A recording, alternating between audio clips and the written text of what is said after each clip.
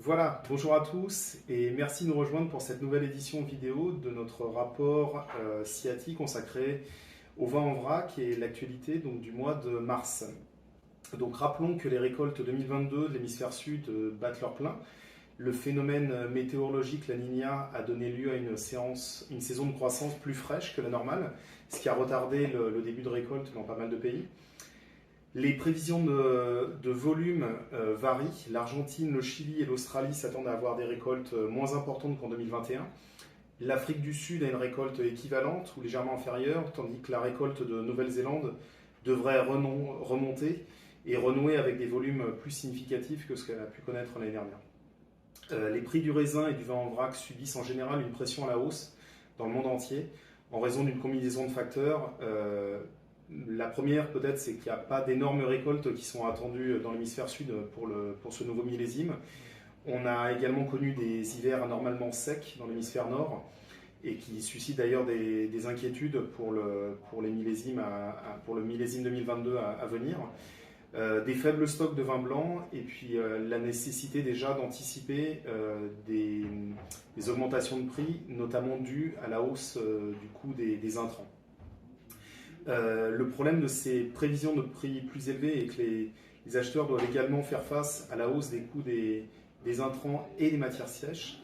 On a également une spirale des taux de fret et ajouter là-dessus une perspective d'une baisse de la demande de consommateurs en 2022, principalement liée aussi à l'inflation que tous les principaux pays connaissent. Donc il résulte de tout ça une disparité dans les attentes en matière de prix entre acheteurs et vendeurs qui conduira probablement à davantage de transactions à court terme. D'ailleurs, comme l'indique notre page de l'Italie qui fait un topo assez précis sur cet événement, l'environnement inflationniste obligera clairement les acheteurs finaux, tels que les supermarchés ou les grands importateurs, à modifier leur comportement dans le futur, à ne plus fixer finalement des prix sur une année, mais plutôt à avoir des périodes de validité de prix beaucoup plus courtes et principalement de moins de 6 mois. Donc, comme toujours dans cette période difficile, des opportunités persistent. L'Espagne et l'Italie possèdent encore des cépages blancs 2021 de bonne qualité. Le rapport qualité-prix du Chenin blanc en Afrique du Sud constitue une excellente alternative aux autres cépages blancs. Le Malbec argentin reste disponible et son prix en dollars pourrait être réduit du fait de la dévaluation du peso. Le prix des vins rouges australiens continue de baisser.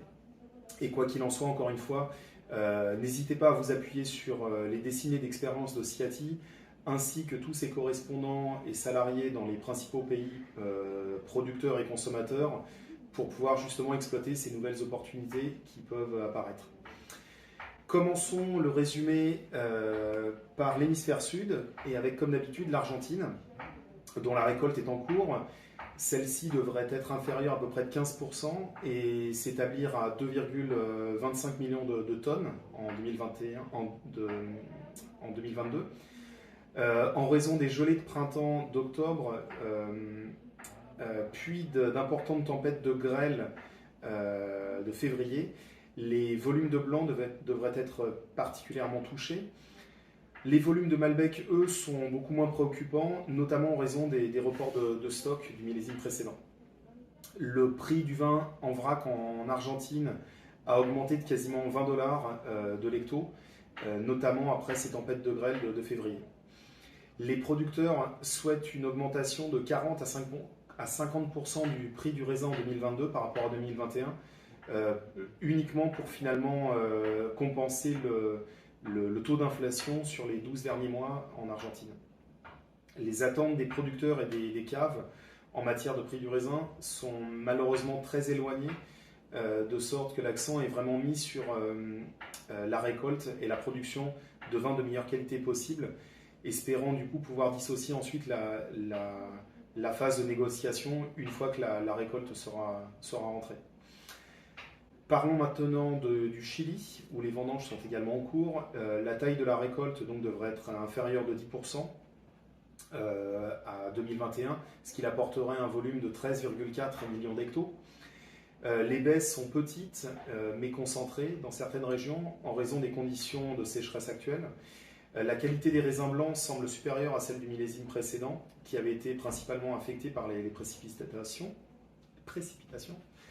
Les prix des raisins blancs pour 2022 sont élevés et fermes, ce qui provoque une hésitation d'achat parmi les caves locales, qui prévoient une baisse de la demande internationale jusqu'en 2022, en raison, encore une fois, de cette spirale des taux de fret et de la pression inflationniste sur les consommateurs. Les données indiquent un stock total de vin en vrac de 12,8 millions d'hectos dans les caves chiliennes au 31 décembre 2021, soit une augmentation de 7,2% par rapport à la même date en 2020. Cette explication d'augmentation de stock est principalement due à des problèmes d'expédition qui ralentissent grandement les enlèvements des vins. Une grosse partie des vins en vrac blanc, sauvignon et donc chardonnay 2022 ont été contractualisés. Mais les acheteurs qui sont encore intéressés pour trouver quelques lots sont vraiment invités à se manifester au plus tôt.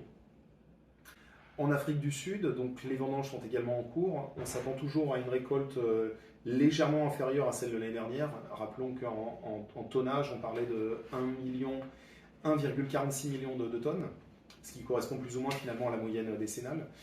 De nombreux contrats de pré-récolte sur le Sauvignon blanc, Chardonnay et Pinot Grigio pour le millésime 2022 ont déjà été réalisés.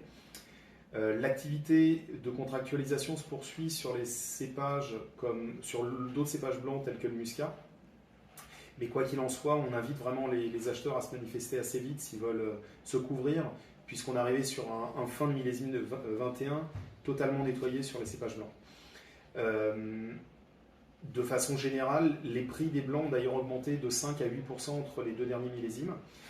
On note un intérêt pour le chenin blanc premium qui va se négocier entre 9 et 9 francs 50 du litre, FOB, ce qui correspond à 54 € de l'hecto, qui en fait finalement un cépage assez populaire et une bonne alternative aux autres cépages blancs, puisqu'il offre finalement un excellent rapport qualité-prix.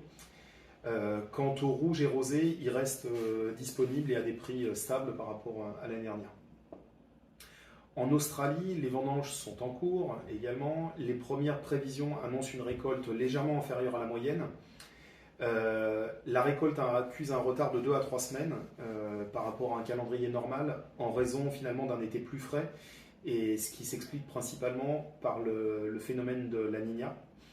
La production de raisins rouges est en baisse de 10 à 15%. Cette situation sera probablement d'ailleurs exacerbée par le fait que certains raisins non contractualisés ne seront tout simplement pas ramassés et resteront sur les vignes. La raison, on la répète depuis des mois, c'est la demande de rouge qui reste très faible suite à l'imposition par la Chine des droits d'importation en 2020. Donc par conséquent, on note en fait un arbitrage quant à l'espace de stockage dans les caves, et n'ayant pas de place, n'ayant pas de cuves supplémentaires, elles sont obligées de réduire finalement la production de 2022 par rapport au stock présent en cave. La demande de vin blanc reste quant à elle très constante. En Nouvelle-Zélande, la récolte 2022 devrait être plus importante que celle de 2021. On a des craintes par contre quant au phénomène La Niña, pour qu'il n'apporte pas finalement de fortes précipitations avant que toute la récolte soit rentrée. Le succès des ventes et la demande internationale continue ont épuisé les stocks dans les caves, et donc pour le coup la notion d'espace de stockage ne se pose pas vraiment sur ce pays-ci. Notons que le Royaume-Uni et la Nouvelle-Zélande ont signé un accord de libre-échange qui devrait entrer en vigueur dès 2022 et qui aura pour conséquence d'éliminer les droits d'importation britanniques sur les vins néo-zélandais, ce qui permettrait à l'industrie viticole néo-zélandaise d'économiser près de 14 millions de dollars néo-zélandais en droits de douane. Passons maintenant à l'hémisphère nord et à la Californie. Le prix des vins en vrac à l'exportation sont restés stables malgré une volonté concertée des producteurs de les augmenter. Les prix des vins en vrac dans la centrale vallée sont devenus négociables dans certains cas, car de nombreux petits volumes ont été remis sur le marché en raison finalement de l'ajustement à la baisse des prévisions de vente au détail aux USA, ce qui a finalement suscité une nouvelle activité d'achat en vrac au cours des dernières semaines. La plupart des raisins 2022 de la Centrale Valley sont sous contrat. L'intérêt est particulièrement élevé pour le chardonnay, les assemblages blancs tels que le colombard et le chenin blanc, également le muscat.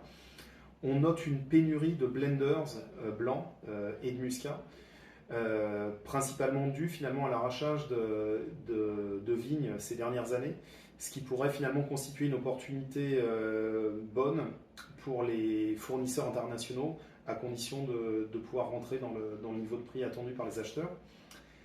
La Californie a également reçu peu de précipitations pendant l'hiver et connaît un printemps plus sec que la moyenne. Donc des restrictions d'eau sont déjà mises en œuvre et certaines allocations d'eau pour la Centrale Valley pourraient être annulées. Donc par conséquent, on s'inquiète déjà pour la récolte 2022 dans ce pays. France, donc le marché de l'Occitanie continue de se dérouler très lentement. Les rosés de 2021 sont contractés progressivement et chargés lentement. Les stocks de rouge 2020 de qualité standard s'écoulent finalement également eux aussi très lentement. Les prix des vins rouges et des rosés sont stables à des niveaux modérément élevés, enfin légèrement plus élevés que la campagne précédente. Notons que le marché des vins biologiques ne fait finalement plus d'exception et connaît une situation quasi similaire en fait à celle du conventionnel.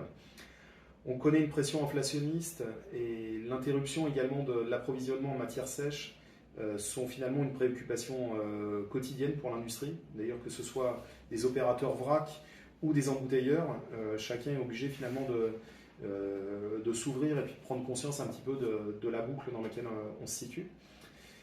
On a connu un hiver également anormalement sec dans le sud de la France, qui a accentué les inquiétudes des producteurs concernant le gel et la capacité de réserve d'eau pour la récolte.